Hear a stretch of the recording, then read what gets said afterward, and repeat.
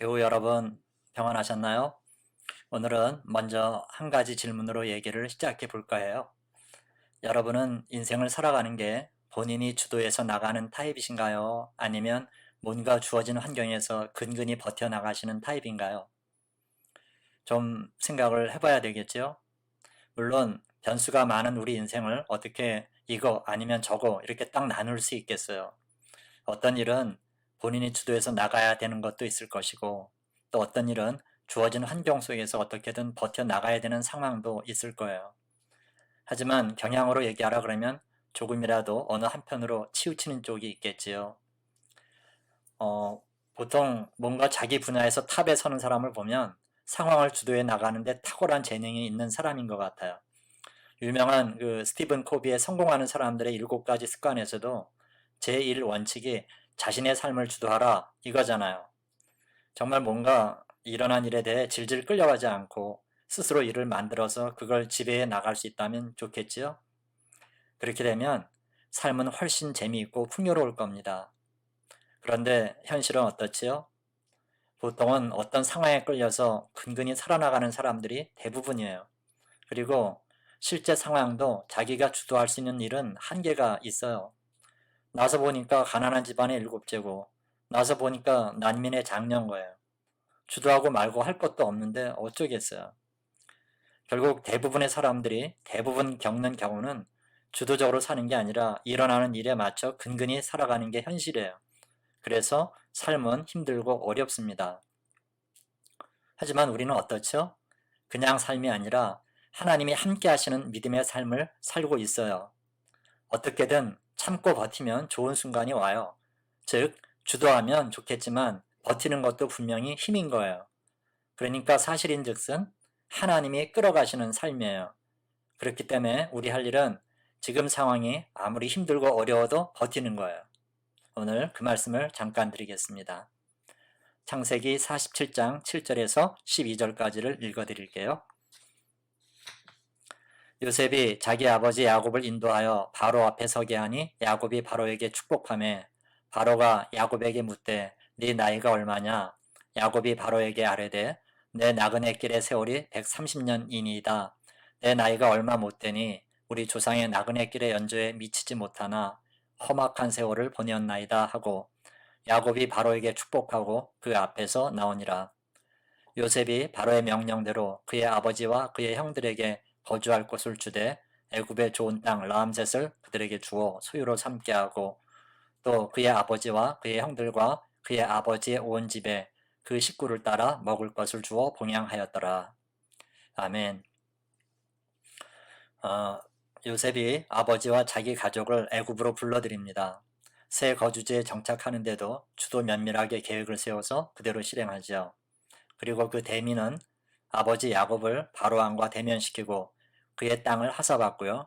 게다가 왕의 가축을 관리하는 그것까지 위임받으면서 왕과의 접견이 끝납니다. 오늘 우리가 유심히 살필 것은 바로왕과 야곱의 대화인데요. 바로가 야곱에게 나이를 묻습니다. 대답이 뭐였죠?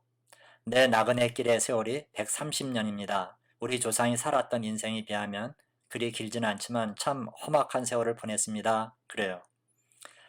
이 짧은 대답 속에 얼마나 많은 얘기가 숨어 있는지는 우리도 잘 알죠? 시작부터가 인생이 꼬였다고 생각했어요.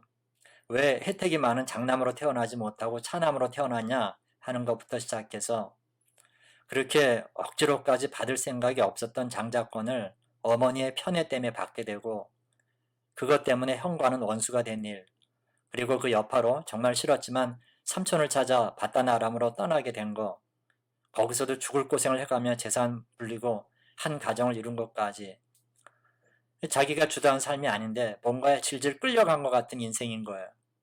그뿐인가요?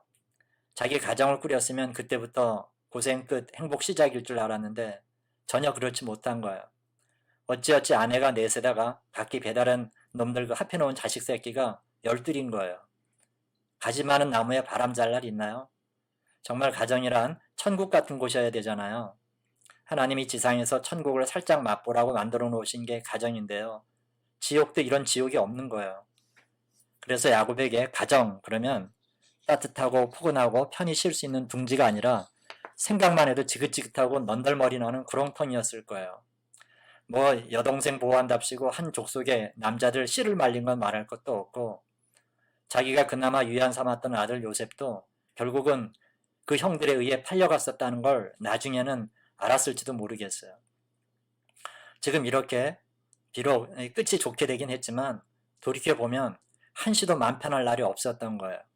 왕에게 고백한 험악한 세월이란 이런 거였을 거예요. 오늘 얘기대로 한다면 주도하기보다는 뭔가 억지로 끌려간 인생이었다는 거죠. 여러분, 항상 그래요.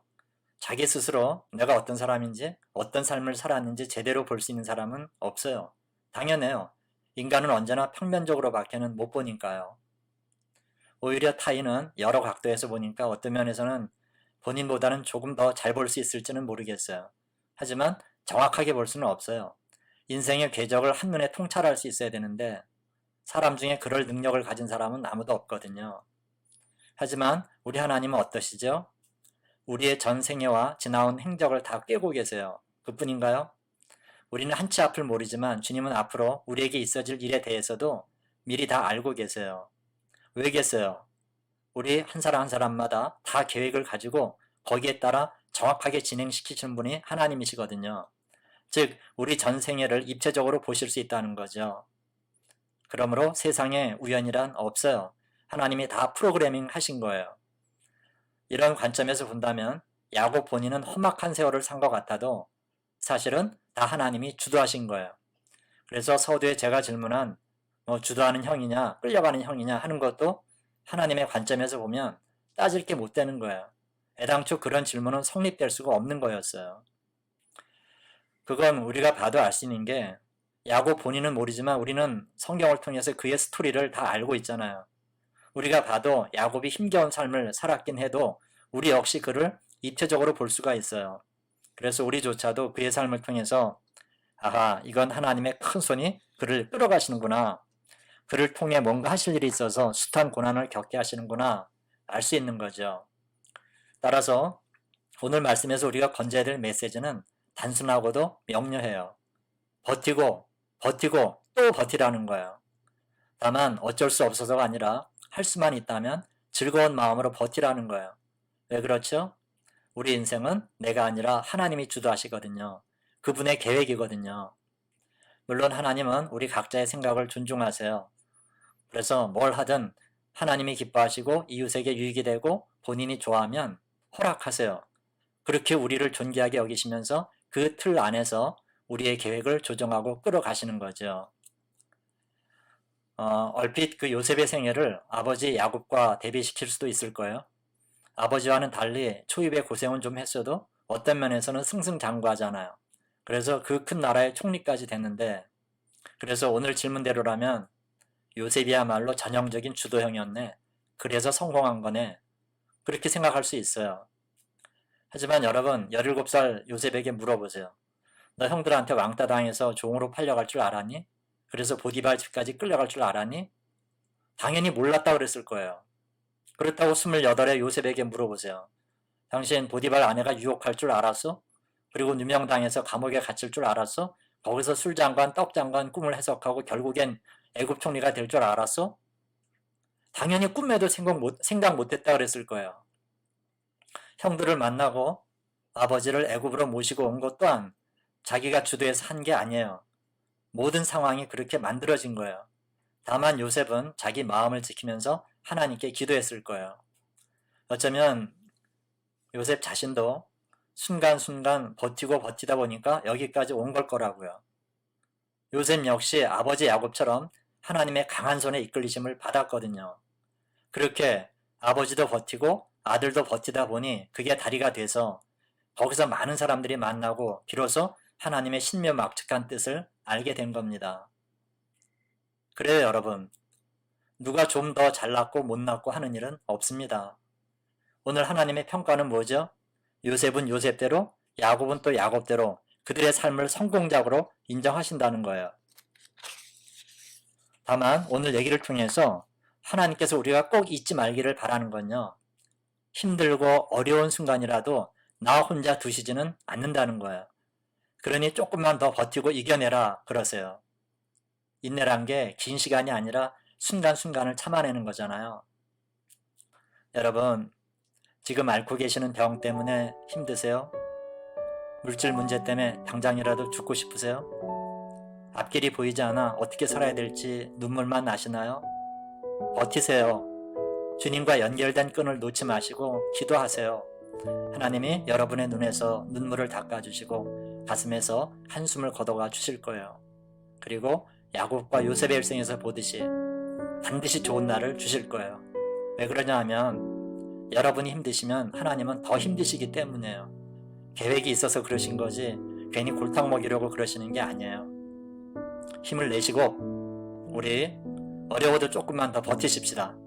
그래서 오늘 여러분이 누군가를 만났는데 힘들어하는 걸 보면 그분 어깨에 손을 얹고 힘있게 말해주세요. 버티고 또 버텨. 곧 좋은 일이 있을 거야. 이 마음으로 늘 승리하는 저와 여러분의 생애 그리고 복된 오늘이 되시기를 주님의 이름으로 축원합니다. 아멘. 기도하겠습니다. 하나님 아버지 감사합니다. 때때로 우리는 우리가 세우고 바라는 계획을 멋지게 주도하고 싶을 때가 있습니다. 또 실제 그렇게 해보기도 했습니다. 성공했든 실패했든 이제는 그 모든 게 주님 계획 안에 있음을 알게 해 주옵소서. 잘못돼도 다시 일어나게 하시고 잘돼도 교만하지 않게 해 주옵소서. 겉으로 보기에 주도하는 것 같든 뭔가에 끌려가는 것 같든 이제는 다 주님 손안에 있음을 믿고 주님 허락하신 대로 우리의 길을 확고하게 걸어가게 힘주시옵소서. 우리 홀로 두시지 않는 주님을 생각하며 고통과 아픔 속에서도 버티고 또 버티게 하옵소서. 그래서 어느 순간인가는 임마누엘 하나님의 그 자상한 손길을 보게 해 주옵소서. 오늘의 한날을 주님께 맡기옵고 감사하며 예수님 이름으로 기도하옵나이다. 아멘.